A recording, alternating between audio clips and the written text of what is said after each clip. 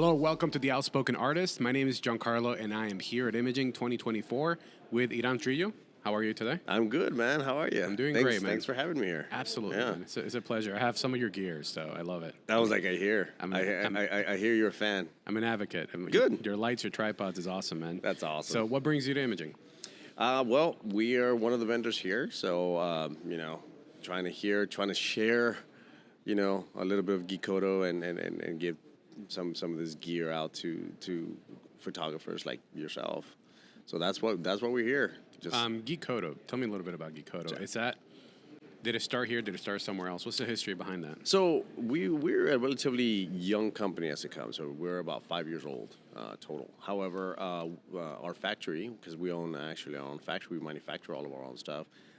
We've been manufacturing for well over 30 years. The Geekoto itself is owned by Jim Chen. He's my boss. Young cat, eager, hungry. Has his entire life he's been part of the industry and manufacturing and stuff like that, and he wanted to basically come out, start doing things a little bit different and then I came in as an ambassador. I was an ambassador for them. But one thing that they wanted to do different than any other company was they wanted to make sure that they had representation in the U.S. So they opted to open the headquarters here in the U.S. and now we're here. Now we based out of Grand Prairie, Texas, and The rest is history, right? pretty much, yeah. Pretty much it. We opened in January of 2020, and then we know what happened. Oh my God, it's only been well, it's 4 years, but even then, that's impressive. Yeah. And now you have a gamer line as well too. We in do, addition. yeah. We branch. It's a new branch of the company where we do a lot of lighting and a lot more stuff that we're coming in. Into the market for content creators, podcasters, gamers, stuff like that. Nice. What are some things you have down in the pipeline that we can know about? So, like mic stands are something that we're currently developing right now. Okay. Just like everything else that we do, we want to. There's a great stuff out there already. So if ours is not going to compare to what's kind of out there, then there's no need for us to make it. So we're trying to, make it better than what's currently out there. From new designs to multiple uses. That's the majority of the thing that we have. So yeah, we're excited. We're excited on that aspect. And you don't only just do Geekoto, you yourself are a photographer. Yes, I was a photographer for many, many years. I don't shoot as much anymore. But with that said, I'm actually on a really fun position because now I get to develop and have input in developing gear that I wish I had 10, 15 years ago when I've seen that with your strobes in yeah. particular. Yeah, and those are the little things, like little tweaks that we're able to do. But yeah, man. I mean, I love the photo industry. It's been a big part of my life. Did hundreds of weddings. I was primarily a wedding photographer. I started as a fashion photographer first and moved over to weddings, and did that for a long time. And now, like I said, now I'm in this new position, but still within the photo industry, which is pretty awesome. Just in a different angle of it. And I read that you also have, is it a leather company as well? Tell me a little bit about that. So that one was a trip. So I come from a Mexican family. I'm Mexican myself. I'm born and raised, moved here, as a teenager, and my whole life, living out in the ranchos, and stuff like that. My family would use the entire parts of the animal, Right. Leather being one of them. So I've been introduced for that many years.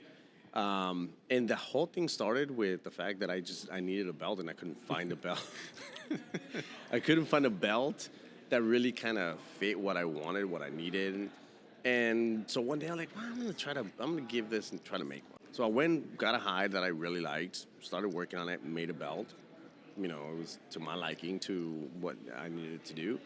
But then I realized I had a lot of hide left, and I hate wasting. Especially when it comes, stuff from animals. I was like, we want to make sure that all of this stuff is used and used properly, So then I was like, I'm gonna make a wallet.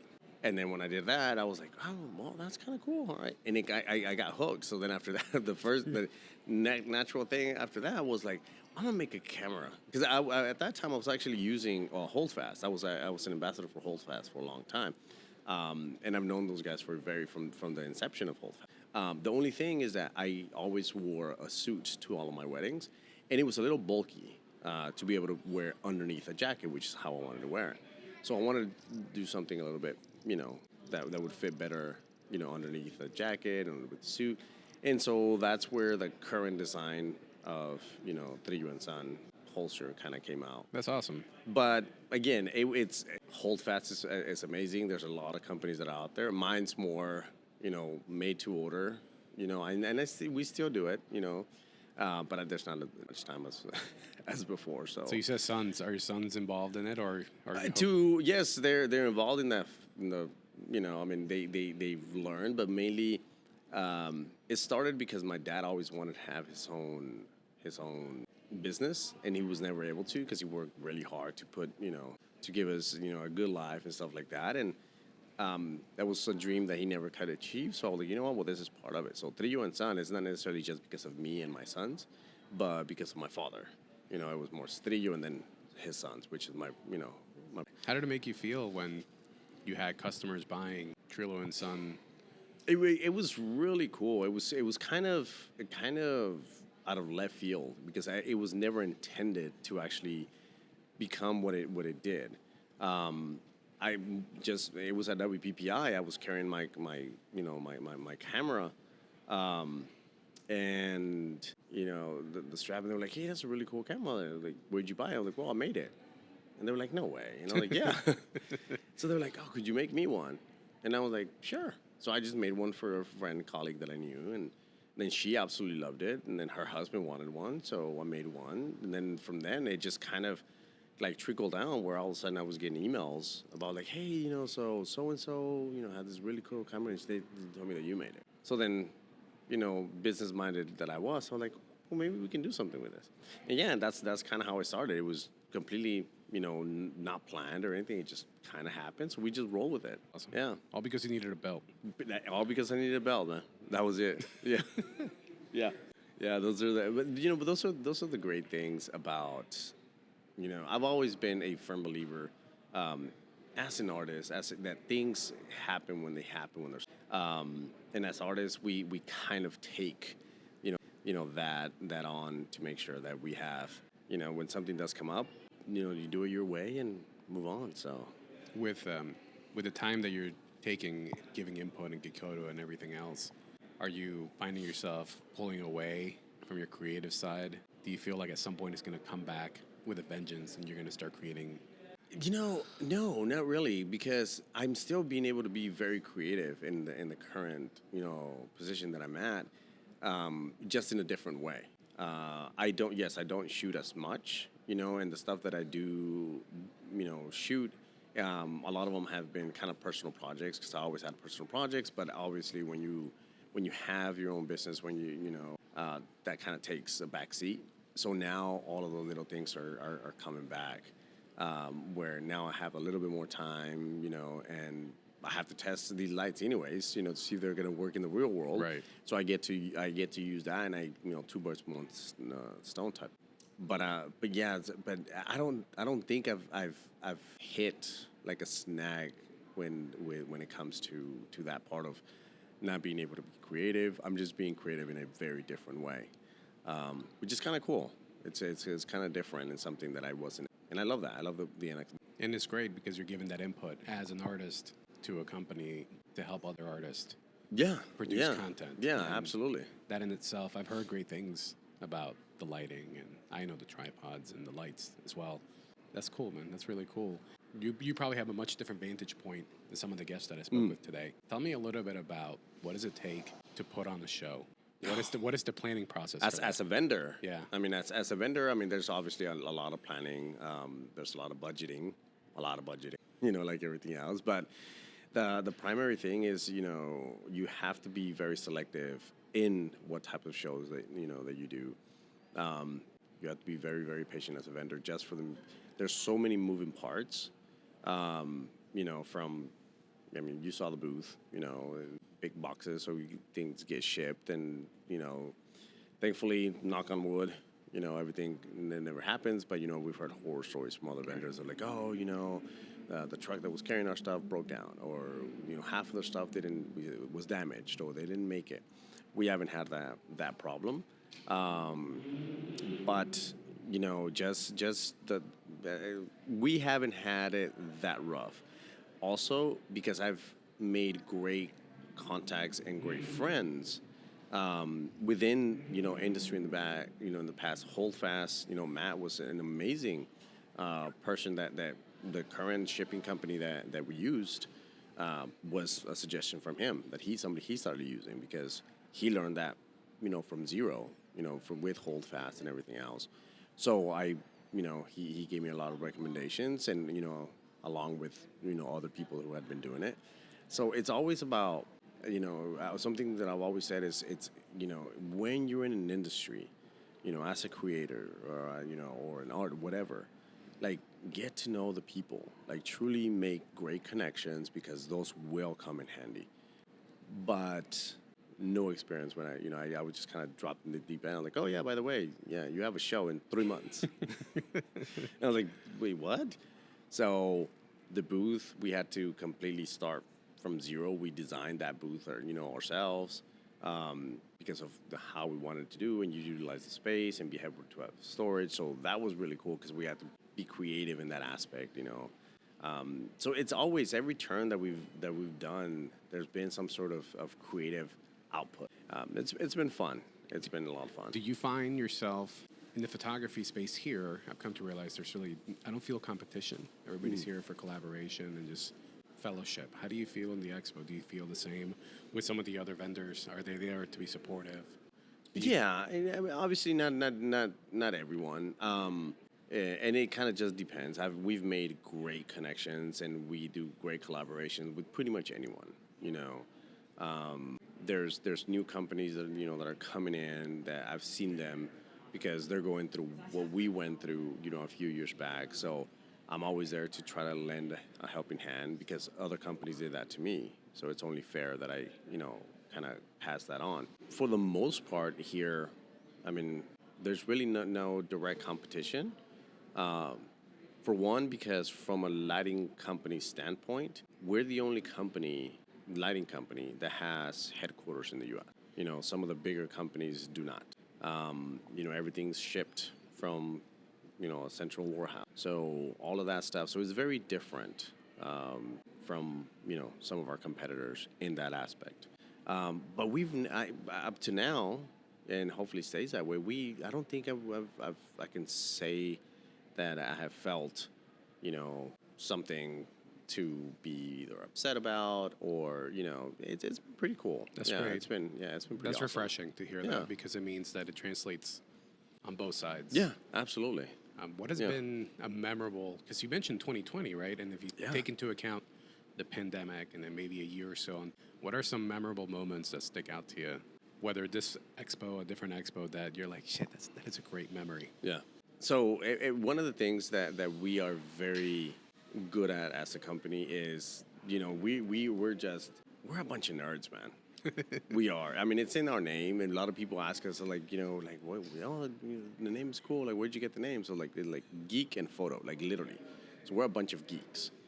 So a lot of the stuff that we do is always with that in mind. And WPPI, one of the things that we do is, we have a big dinner that we invite people, and then basically you just drink beer and get spanked. We've been doing that for the past 4 years. Spanked? Yeah. Okay, I want to make sure. Yeah. It's Hofbrauhaus in Vegas, and anytime somebody orders a shot, it comes with a paddle, so you get paddled. Okay. Yeah. So that's one of the things that that really kind of sticks in not only mine, but everybody's. Sure, it leaves a mark. Everybody talks about stuff like that. But the primary thing, I think I can't say that there's this one memory. We've created a lot of great memories, through the years that we've had. So That was a tough one. That was definitely a tough one to be able to say like, oh, this super sticks out. No, there's quite a few of them. Well, that paddle story is pretty That, funny yeah, too. the paddle one. Yeah, and that's every year. I mean, every year that we did. And so we started the very first dinner that we had 8 people. When we started this past one that we had 62. Wow. That kind of showed up. And this year we're gonna make it a lot smaller because I got in trouble last year. Bosses were like, "Wait, what?" I'm like, "I wasn't expecting." HR what? Yeah. I was like, I was not expecting this many people to show up. When you say geek, what kind of geek are you, man? Nerd, man. I mean, I am straight up, Star Wars, anime, comic book, old geek. Okay, so we can have a whole separate conversation outside of this. Oh, absolutely, absolutely. Yeah, if you go, like, literally, if you go to our headquarters, which you guys are more than welcome. Anytime if you're good old Texas. Stop by. Yeah, I mean, my office is full of Star Wars and all sorts of stuff. So, yeah. So is my house and my studio. I have a lot of Dragon Ball and Star Wars. And, I actually right now, it took me a while to get my wife to, what is this, TV 14? And I'm like, I know, yes, it's going to be a little risky. And they're going to show some butts in, So my older son, I have 3 kids. I have my oldest daughter, who's about to be 13. In a month or so. My son too in March. Yeah. So I have January, February, and March, and then my wife's in April. But yeah, in March she's gonna be 13. In a couple of weeks, my 6-year-old is gonna be 7.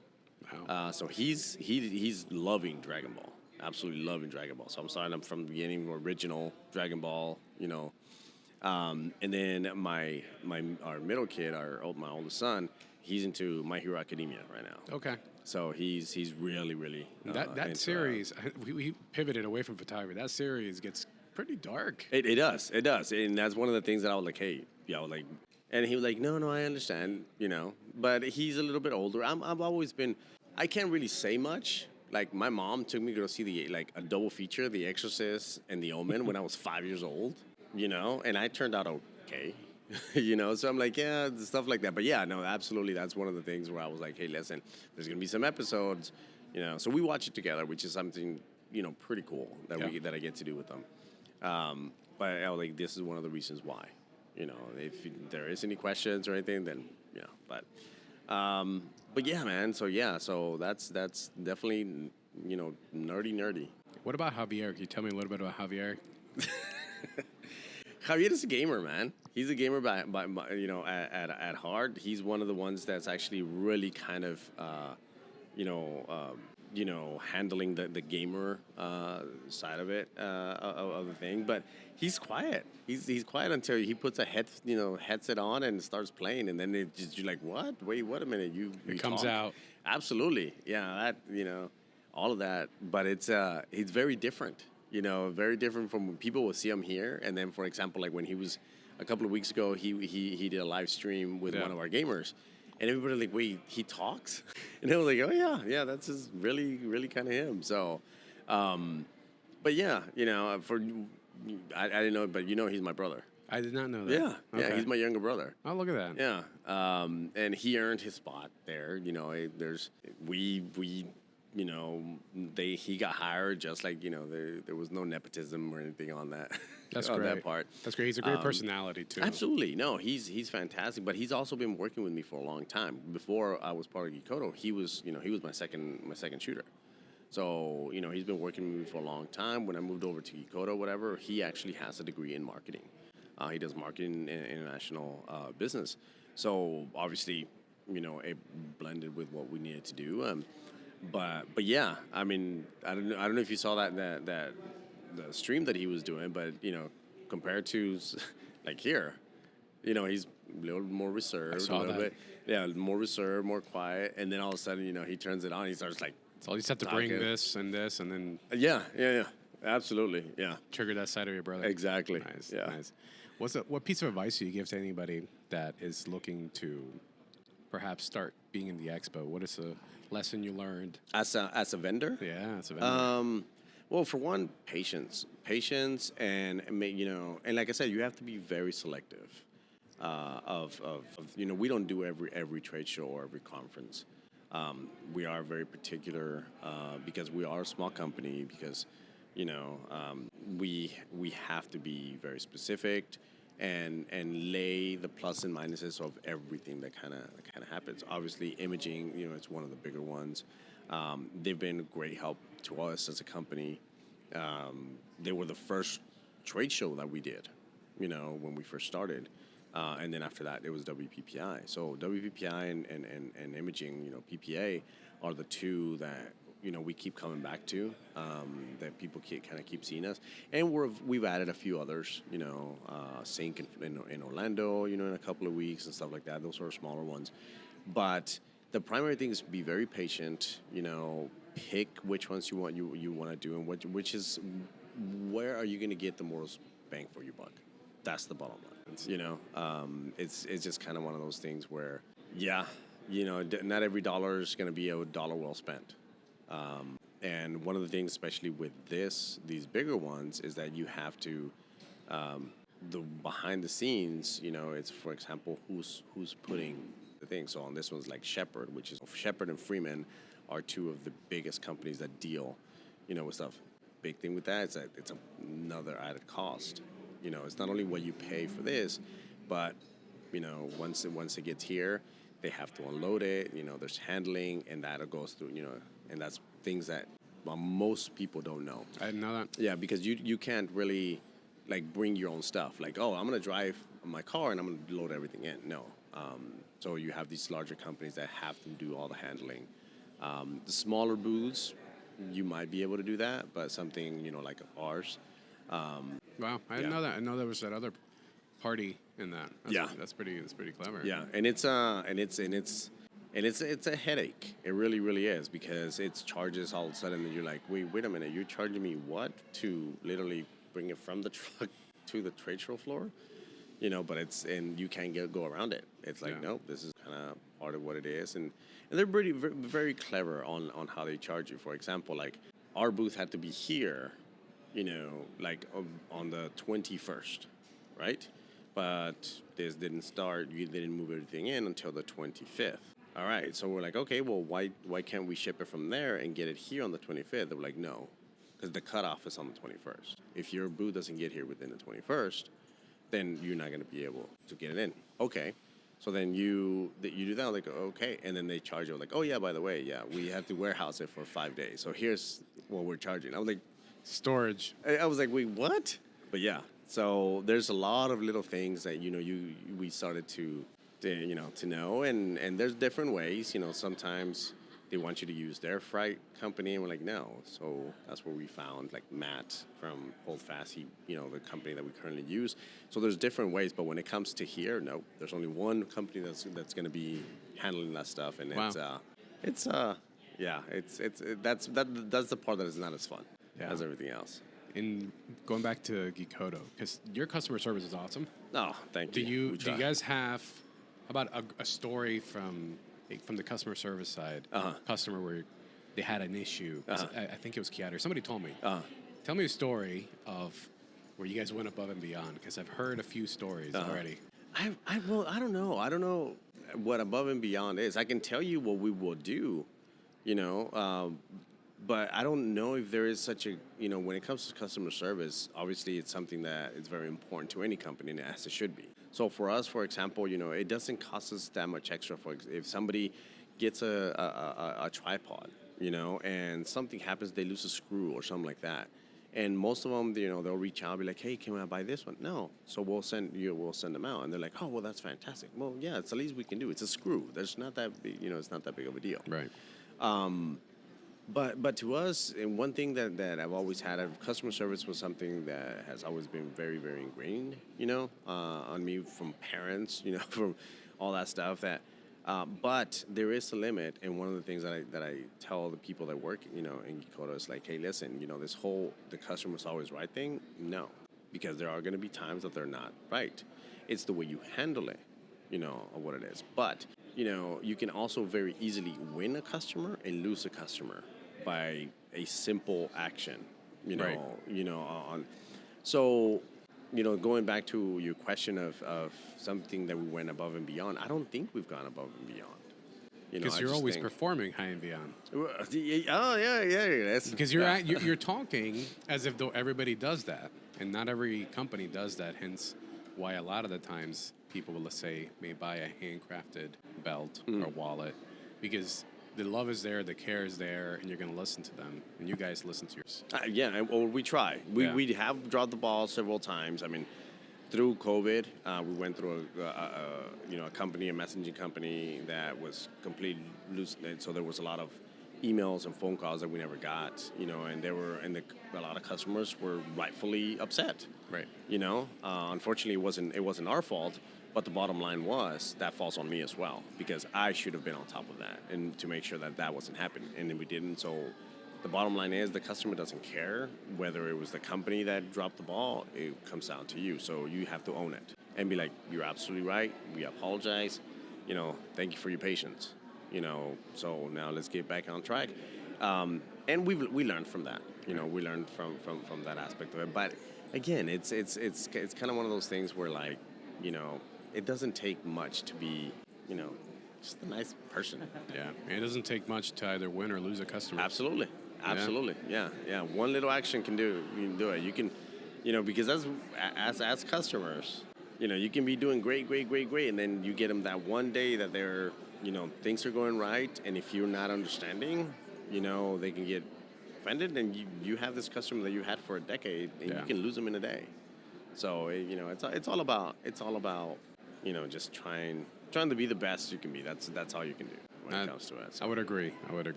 One, if you have any skill, instantly learn it like that. What would that be? Play the piano. Number one. I would love to play the piano. And the second, piano or the accordion. Okay. Yeah. The accordion is because not very many people play it. Yeah. And like I told my daughter, she's playing the cello, learning how to play the cello and stuff like that. And I told my wife, like, we should get her play the accordion. She was like, why the accordion? I'm like, can you imagine if she becomes awesome and she wants to go like Juilliard? There's going to be like 15, 20 cellos that are going to be performing, but there's going to be one girl that comes in with an accordion. Yeah. Guess who they're going to remember? Yeah. The accordion girl. So absolutely. But the accordion, I grew up with it, with, a lot of like norteñas and stuff it's like in our that. culture. Yeah, absolutely. That would be number one. And second, I want to be a really good swimmer. Me too. I'm not a good swimmer. Like, my wife taught me how to swim. And she's a beautiful swimmer. I mean, she through high school and stuff like that, she was a swimmer. I'm going to go a little bit about my wife, but she grew up in the Middle East, and she was the first woman, to finish this massive, 2-mile in open water thing. It's awesome. She's a beautiful swimmer. And I've always been like, I can't swim next to you. I try so hard, I just still look like I'm drowning. So I just want to, I would love to be like all felped up and. That's great. We're very similar too. I'm an okay swimmer. Yeah. And I would love to. No, I'm terrible. I'm terrible. I think I'm looking good until I see like videos that my kids recorded, and I was like, yeah, no, never mind. In my mind, I was going the last 50 meters of the Olympics, and just. Didn't look like that? No, not at all. No, I looked like there was a freaking, bunch of piranhas coming after me. It was pretty terrible. That's funny, man. That's funny. Do you have any quotes or any belief that you stand by and live by and maybe pass on to your sons? Absolutely. The number one that I have, is always like aspire to inspire before you expire. Okay. That's something that I've always firmly believed. From a young kid, I remember seeing that one time, and it was un letrero, and it was in Spanish, aspira, inspirar antes de expirar, and it translates directly into English, and I think it's such a powerful quote where you don't need very much. I mean, exactly what it says, that's exactly what it is, just like I was saying earlier, it doesn't take much to just be a good person. I think that's something that we highly need right now. Yeah. And it's easy. Absolutely. It's easy. Absolutely. It's just, we're lazy. We're lazy, and we don't want to do it, and it's much easier to walk around being all grumpy and, not caring about everybody else or being very selfish. But yeah, that's definitely the quote. If there's going to be something on my tombstone, that's what I want. Yeah. Hiram, where can people find you in terms of social media, websites? So as Geekoto, on Instagram is Geekoto. We do have like a little fan page. It's called Geekoto_photography, but don't go to that one. It's just at Geekoto. Facebook is Geekoto USA. Okay. Our YouTube is Geekoto Technology. So that's the primary for Geekoto. And then on mine, I mean, I'm kind of out of the game or whatever, but it's just Hiram Trillo. So it's very simple, very straightforward. That's on Facebook, on Instagram, on everything else. But go to Geekoto. That's the one that you want to see. Geekoto. Yeah, because we have, our social media, we just hit like 3,000, in a very similar account. And, to a lot of people, it doesn't mean, but when it's organically grown, it's a big milestone to us. Yeah. And, so we're constantly posting, very inspirational, from our ambassadors, from people that use our stuff, that tag us. Our number one thing that I said when it came to social media is like, we're not only going to be featuring people that use, just Geekoto or that are ambassadors, rather said, but people who actually use the gear and they post us, they need a shout out too. So, we're striving to try to make as much as we can and post just fabulous. Dude, like the amount of talent that's out there right now, it's amazing. It's pretty awesome. It's crazy. It's pretty awesome. Even as people are walking by, some of these people are just fantastic. Yeah, absolutely, yeah. Experts in their craft. Yep, absolutely. So, do you have any questions for me? Dude, honestly, this is one. I want to say thanks. Thanks for reaching out. I think it was great. I think this is something that needed to be done. I'm really looking forward. I love the way you kind of like what brought out the outspoken artists. The outspoken artist. It's funny. Everybody's asked me the same question. Yeah, well, I'm sure. The main reason is I had a change in perspective. Okay. In regards to when I came to imaging for the first time last year. I met really wonderful people, and they're now friends that I see here, and they're talented. Mm-hmm. They're ridiculously talented, and I wanted to showcase them. What I tell everybody is that it took me 3 years to press record. In 2020, I have a picture of myself saying, "I'm about to post stuff on YouTube. Keep up to it. I'll let you know." 3 years. Yeah. It took 3 years for me to press record because I understood what I wanted to do. That was the biggest problem. Mm-hmm. I was recording, but it was like Excel tutorials or things like that, and it was okay. I was good at it, but it wasn't in here. Yeah. When I realized I want to showcase people that I've met and I'm going to meet or potentially would love to meet, that was it. Because it wasn't about me anymore. Yeah. It was about somebody else. I'm a photographer. I have my own art, but right now it's not about me. Yeah. It's about the people that I talk to. And that's what I'm hoping with this podcast. I'm talking, I think, with like 12 people at this convention. Awesome. Yeah. And I hope that at they're least... great. Like, I've been seeing the list, man, and you got some killer stuff. I know. After this, you're going to have to really, really kind of step it up because I'm creating more work down the road. I know. But I'm hoping that at least out of all the people that I speak with, if there's one person out there that gets value out of any of the conversations,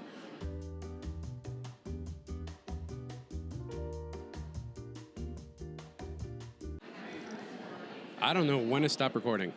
Yeah, well, you got the audio, right? I got something. And you got one camera angle. I got one camera right here. So that's so we're back to recording. But nonetheless, Hiram, thank you for joining me, man. I'm glad that you also reached out to be a part of this. Absolutely, man. I love highlighting not only photographers, but artists in all different types of categories. And I consider not only the photography, the leather work, but even what you guys do expo-wise and what you're allowing creators to do to be fascinating. So thank you, man. No, well, thank you. Thanks for having me, man. I think this is going to be, a fantastic journey for you. I'm really looking forward to it. And hopefully I didn't mess up too much. Nah, you're great, man. You're great. No, man. No, this is a lot of fun. I was like, I need to get you down to Texas so we can do one of the GTS ones. That's pretty cool. I'm down. Yeah. Have you seen any of this episode yet? No. You haven't seen the GTS ones? No. I subscribe, but I have not had a chance. Yeah. So just you know what the GTS stands for, right? It's I don't know what it stands for, but it's Geekoto, Tequila, and Shots. Okay. Yeah. So it's basically, We're in our podcast room. We get a bottle of tequila, and I have an artist or a photographer. We're not only photographers because we actually had the head guy for 818, and we talked about tequila and tequila making, because I'm a tequila snob. And we talked about that part, and then we talked the shots part is not about shooting, but rather about shots that they're inspired by, that have been, and stuff like that, or that they've taken themselves. Oh, I definitely want to be a part of this. So yeah, absolutely, That'll be a lot man. of fun. Absolutely, yeah. It's a lot of fun, and like I said, you can, thanks for subscribing to the channel, and that's another little thing that we have out there, and it was a lot of fun just because you can just see the degradation of as the bottle gets emptier and emptier. Yeah, I am the outspoken artist. Yes, yeah, exactly, man. Dude, thank you so much, Buddy. Yeah, it was an absolute pleasure. Thanks for having me. I'll see you at the expo, man. Absolutely. All right.